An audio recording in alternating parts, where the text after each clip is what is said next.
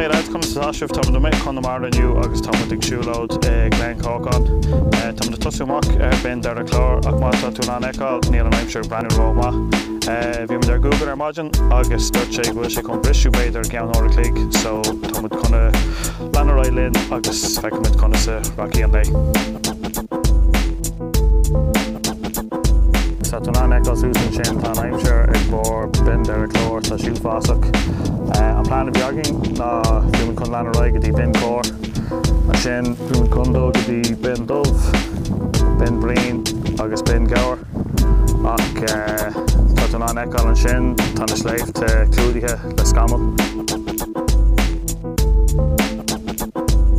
So tá muid appaach Susan is, níl an aimseir go maith carbh tá fós go leor scamal an. Tá Tunan Ekal becóg go méid bin ar a clór tá féir dom an seo, ach tá fós go leor scamal Susan.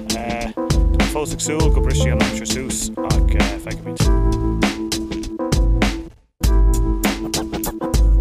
Right, so tá ar badach sísan is, lan muid a raibh beag na chlathóir a clíg ach chanig an aimseir isteach go bhád níos measa, bhí sé corbáis TV an gcuí fai Sus agus bhí na scamal isteach go rís.